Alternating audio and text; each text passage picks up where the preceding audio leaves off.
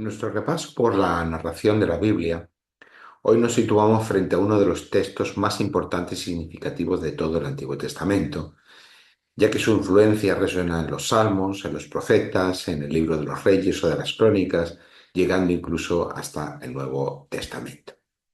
De la misma manera que las promesas hechas a Abraham fueron mantenidas por Dios contra viento y marea, ahora tenemos una nueva fase o una nueva dimensión de dichas promesas. El texto nos narra la promesa hecha por Dios a David sobre la permanencia de su dinastía y de su reino. A partir de ese momento, esta promesa va a estar impulsando y sosteniendo sobre la base de la fidelidad de Dios al pacto la fe del pueblo de Israel, aún en los momentos más difíciles de su historia. Una historia de violencia, de exilio, desarraigo, desamparo y muerte.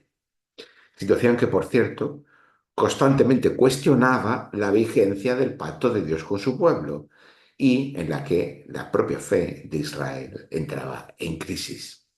Cada nueva situación de crisis, de exilio, de pérdida ante una batalla, suponía cuestionar la vigencia del pacto, cuestionar la fe de Israel. Nuestro relato comienza con el inicio de un tiempo de paz después de que David conquistase Jerusalén, diese unidad territorial a Israel, trajese el arca de la alianza y convirtiera a Jerusalén en capital política y religiosa. Así comienza nuestro texto de hoy. Es entonces cuando David manifiesta al profeta Natán su intención de construir una casa para el arca de la alianza, que era símbolo de la presencia de Dios con su pueblo. El profeta Natán respondió al rey David que el Señor le apoyaba en sus planes y que lo llevara a cabo. Es el versículo 3. Supuestamente el profeta Natán había hablado por la boca de Dios, pero realmente era así. ¿La intención de construir un templo estaba acorde con la voluntad de Dios o el rey de David esperaba ganarse el favor de Dios con ello? Quizás después de todo la actitud de David no era del todo desinteresada. Dar algo a Dios para recibir algo a cambio. Y en muchas ocasiones nuestras motivaciones no distan mucho de esto. De alguna manera esperamos una recompensa por lo que hemos hecho o hacemos por o para Dios. Sin embargo, la palabra de Dios irrumpe la vida del profeta Natán, negando que David sea el que vaya a edificar el templo. Así que, sorprendentemente, los planes y deseos tanto de David como de Natán se revelan como no conformes a la palabra de Dios. Versículos 4 y 5 del capítulo 7. Este es un buen ejemplo de cómo en nuestras vidas emprendemos proyectos basados en nuestras motivaciones propias que consideramos necesarias. No cabía duda que el arca no tenía un templo que la albergara, mientras que David ya tenía un palacio, con lo cual era presumible que podía ser conforme a la voluntad de Dios construir un templo. Así que nos basamos muchas veces en nuestras propias motivaciones que en no pocas ocasiones queremos hacer pasar por la voluntad de Dios. La palabra de Dios tiene su propia dinámica. En primer lugar, se le recuerda a David que ni Dios ha pedido construir un templo, versículo 7, ni lo ha necesitado, porque el tabernáculo ha servido hasta ahora para albergar su presencia, versículo 6. Y además se le recuerda las bendiciones que ha recibido de parte de Dios, con independencia de que hubiera construido o no un templo. No está condicionado por eso. David ha pasado, ha pasado de ser un simple pastor a rey, versículo 8. Dios ha estado con David y le ha dado victorias y honor a través de ella, versículo 9. Le ha dado un territorio y finalmente ha establecido un tiempo de paz por primera vez desde el tiempo de los jueces, versículos 10 al 11. Se quiere recalcar de esta manera que ni Dios ha pedido la construcción del templo, ni lo necesita, porque el Dios de Israel no está circunscrito a un espacio o a un territorio. Y por último, y lo decisivo, es lo que se dice en el versículo 11 de ese capítulo 7, que dice, pues bien, ahora el Señor te anuncia que te fundará una dinastía. El contraste con el principio de la narración es claro. No es David quien va a construir la casa de Dios, sino que por el contrario, Dios le va a construir una casa a David. Y aquí hay un juego de palabras entre la casa como templo que David quería construir y la casa como dinastía de la que está hablando la palabra de Dios dada a David. Es más, no solo Dios va a construir una dinastía de la casa de David, sino que uno de sus hijos será quien finalmente construirá la casa como templo para Dios. Versículos 12 y 13. Además, se promete la permanencia de esta familia de David como gobernante delante de Dios. Versículo 16 de este capítulo 7, que es el versículo paradigmático de este relato. Tu casa y tu reino se mantendrán permanentemente ante mí y tu trono quedará consolidado para siempre. Aquella promesa hecha a Abraham se ha transformado y ampliado definitivamente y ahora, a partir de ahora, estará asociada a la casa de David. Por tanto, la palabra de Dios que rompe la vida de David se muestra en continuidad con las promesas hechas anteriormente por Dios a su pueblo, iniciando con Abraham. Pero nos queda algo más de este texto, y es que esta palabra promisoria se realiza en términos de gracia, versículos 14 y 15. La palabra clave aquí es la que se traduce por misericordia. En hebreo, hesed, que es misericordia, es gracia, pero que, por ejemplo, la versión de la palabra traduce como fidelidad. Y es que todas estas palabras están, en castellano, están traduciendo la palabra hebrea. Y es que la promesa se hace siempre en términos de gracia incondicional. Cada vez que hay una promesa de parte de Dios, se basa en una gracia incondicional. Es decir, que el cumplimiento de la promesa hecha por Dios no depende de lo bien o mal que lo haga David, de la fidelidad o infidelidad que muestre David, ni tan siquiera de sus descendientes, sino de la pura gracia de Dios. La gracia de Dios en este contexto es algo que se nos da de manera gratuita e incondicional. No requiere una condición a cumplir previamente para ser merecedores de la gracia de Dios. La palabra de Dios es, por tanto, eficaz porque cumple lo que promete, con independencia de la fidelidad o infidelidad del ser humano. Esta gracia se muestra en la fidelidad de Dios en el cumplimiento del pacto. Por eso se dice que si el hijo de David hace mal, eso tendrá sus consecuencias. Pero no por ello el Señor revocará el pacto o dejará de cumplir su promesa. Nuestra infidelidad a Dios siempre tiene consecuencias para nosotros, pero eso no implica que Dios abandone su fidelidad, su gracia y su misericordia hacia nosotros.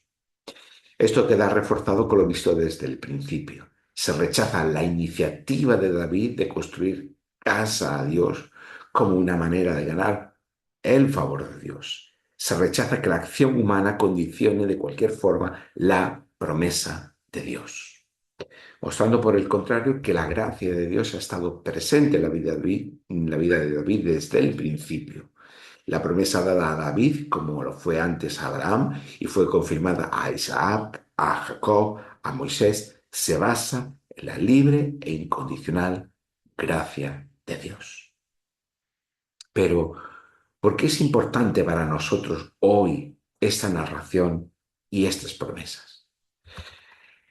En una lectura meramente historicista podrían servir como legitimación de un reino davídico a la manera de cualquier reino humano, con sus pretensiones de prosperidad, de riqueza, de poder, de perdurabilidad en el tiempo. Una lectura meramente histórica podría hacer esa lectura de este texto, pero no, para nosotros no reside ahí la importancia. No es en esa legitimación de un reino como podría ser cualquier otro y de su pretensión de poder y de perdurabilidad en el tiempo lo que es importante para nosotros. sino que nosotros leemos estas narraciones dentro del cuadro más amplio de la narrativa bíblica. Si comprendemos que Dios debe reinar para hacer justicia en el mundo, como hemos visto desde el principio de Génesis, es decir, hacer justicia en el mundo significa enderezar lo que está torcido y acabar con el mal presente en la creación, y eso es lo que significa que Dios es justo y hace justicia, y por tanto que es fiel al pacto y a sus promesas. Esto es lo importante, lo que tenemos que tener siempre en mente cuando estamos leyendo la Escritura. Entendemos esto y entendemos que Dios ha creado al ser humano a imagen y semejanza suya para que ejerza ese reinar de Dios de una forma cooperativa con Dios, vamos a decirlo así, por medio de la creatividad que Dios le ha dado, también corresponde a esa condición de imagen y semejanza de Dios, por medio de sus instituciones sociales y políticas. Comprenderemos entonces que ese reinar de Dios se delegue en un rey prometido, que sea capaz de encarnar ese reinar sabio y justo de Dios. ¿Por qué es necesario ese rey? Y es la promesa de un rey que efectivamente encarne ese reinar santo, justo y sabio de Dios. Pues precisamente por lo que nos va a ir mostrando una y otra vez la propia narrativa bíblica. Todas las promesas hechas por Dios a David adquieren su sentido dentro de esta narrativa.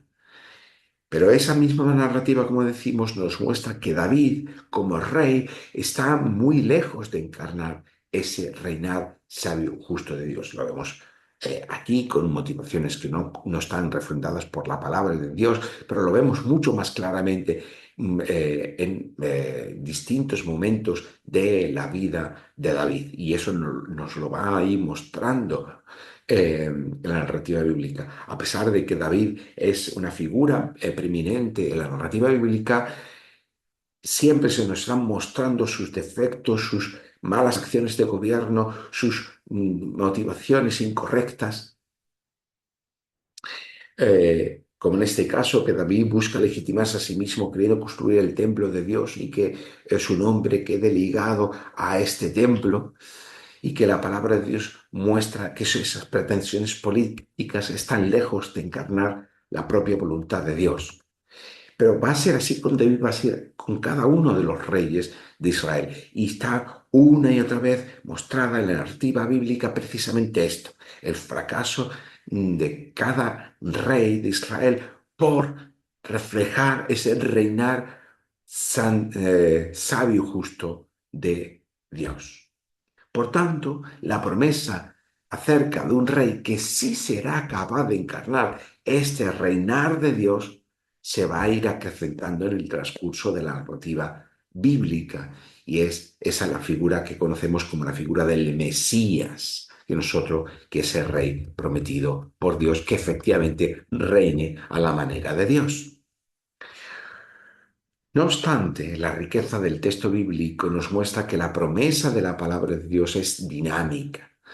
No es un punto fijo, siempre igual, petrificado o fosilizado, dado una vez y para siempre, sino que la palabra de la promesa se va modificando a lo largo de la narración bíblica para ir dando respuestas a las necesidades concretas y a las situaciones específicas por las que el pueblo de Israel va pasando. Hay un dinamismo en esta palabra de Dios.